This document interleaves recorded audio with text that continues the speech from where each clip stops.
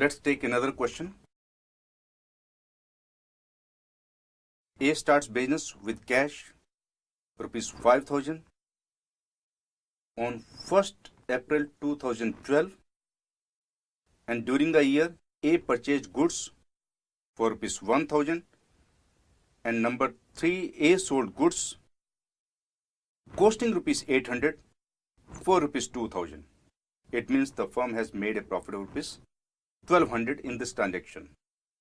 And the closing stock as on 31st March 2013, rupees 200.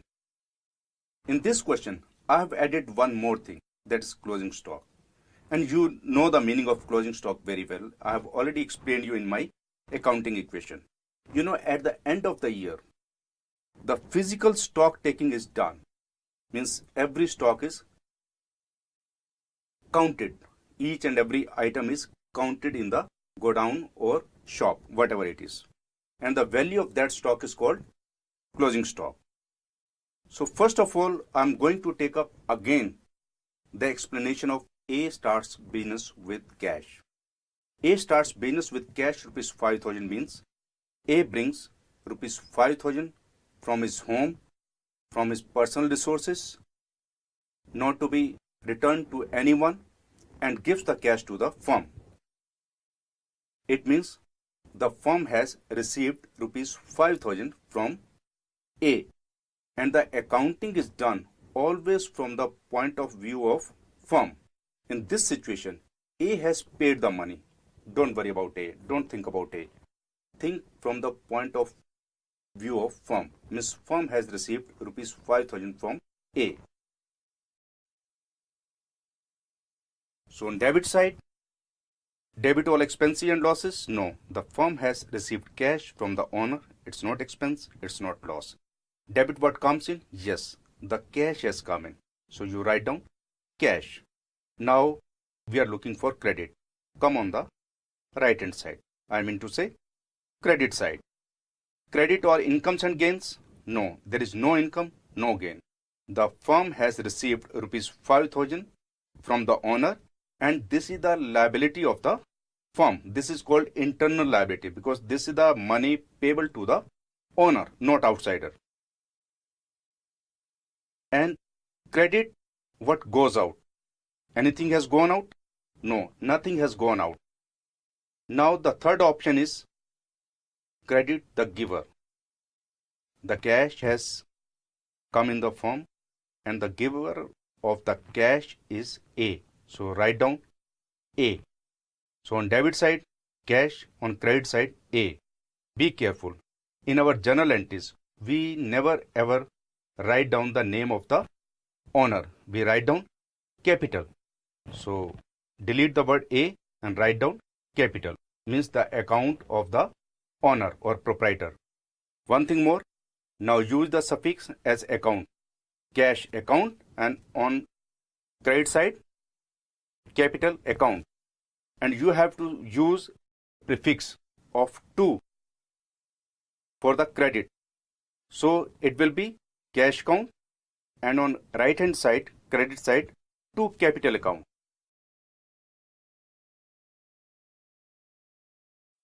Now come to the format of journal entries and write down cash account debit to capital account.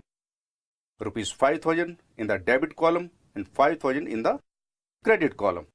And the narration will be being A introduces or introduced cash as capital.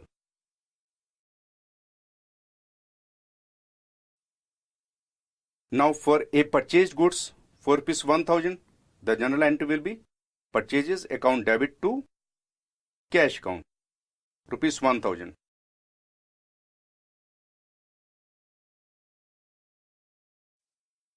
And the next transaction is A sold goods costing rupees 800 for rupees 2,000. You know, in journal entries, the cost of the goods is never mentioned. Only the selling price is mentioned, and the selling price of the goods in this transaction is rupees 2,000. So cash account debit to sales account rupees 2,000. Now the closing stock as on 31st March 2013, rupees 200. The value of the closing stock is never mentioned in the journal entries. Simply write down this information at the footnotes of the journal entries. So at the bottom of the journal entries, please write down closing stock as on 31st March 2013, rupees 200. In this way, we have completed this question.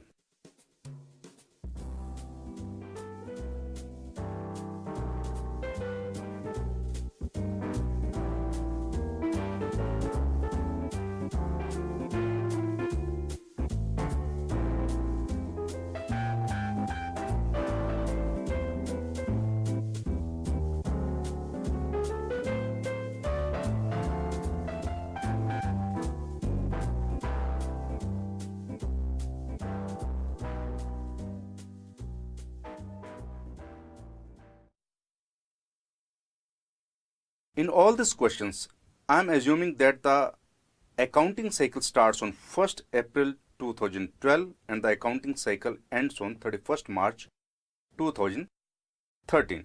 You know, accounting year is always for 12 months. I mean to say 1 year. This is called accounting year concept or accounting period concept. So before I start this question, I would like to explain you something new. You know, every organization, I mean to say every firm, every venture, whatever you call, they need some resources to run the business. Whatever you do, whether you run a bookshop or you run a factory, you need some resources, and the resources are building, computer, machinery, furniture, etc., etc., and the manpower. Because without manpower, I mean to say without human beings, you can't run the business. So when you engage the manpower in your organization, you have to pay money for their services. Now the question is, this manpower is being used for some physical activity or mental activity. I mean to say whether for unskilled activities or skilled activities. If you have engaged manpower for physical activities or you can say unskilled activities, you will be paying wages. If the manpower has been engaged for skilled activities, you will have to pay salary. Whether you are paying wages or salaries, these are the expenses of the firm or expenses of the organization.